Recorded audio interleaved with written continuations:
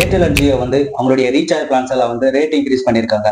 ஐயா என்னையா சொல்றீங்க? இருங்க அவர் தான் சொல்லிட்டார்ல. இதுல ஒரு ஷாக்கிங்கான விஷயம் என்னன்னு தெரியுமா? உங்களுக்கு அன்லிமிடெட் 5G டேட்டா வந்து கிடைக்காது. ஏன்னா 2GB டேட்டா இல்ல அதுக்கு மேல இருக்கிற பிளான் வந்து நீங்க ரீசார்ஜ் பண்ணும்போது தான் உங்களுக்கு அன்லிமிடெட் 5G டேட்டா வந்து கிடைக்கும்னு சொல்லிட்டு சொல்லியிருக்காங்க. இந்த ஜியோ காரன் வந்த புதுசுல சிம் கார்டு ஃப்ரீயா கொடுத்துட்டு டேட்டா அண்ட் போன் கால்ஸ் எல்லாம் வந்து நீங்க ஃப்ரீயாவே யூஸ் பண்ணிக்கலாம்னு சொன்னாங்க. அதுக்கப்புறம் கொஞ்ச நாள் போனதுக்கு அப்புறம் இல்ல நீங்க ரீசார்ஜ் பண்ணாதான் யூஸ் பண்ண முடியும்னு சொன்னான். சரி அதோட விட்டானா இப்ப திரும்ப ரேட் எல்லாம் இன்க்ரீஸ் பண்ணிருக்கான். ஏன்டா அப்ப யூஸ் பண்ற மக்கள் எல்லாம் பார்க்கும்போது உங்களுக்கு என்ன இழிச்சுவாய மாதிரி தெரியுதா? சரி இவன் இப்படி பண்ணிருக்கான பார்த்தா இவன் பங்காளி இவனை கூட மோசமா இருக்கான். அவன் யாருன்னு கேக்குறீங்களா? அவன் தாங்க ஏர்டெல். இவன் என்ன பண்ணிருக்கான்னா இப்ப வந்து நம்மள சில பேர் வந்து டியூல் சிம் யூஸ் பண்ணிட்டு இருப்போம்.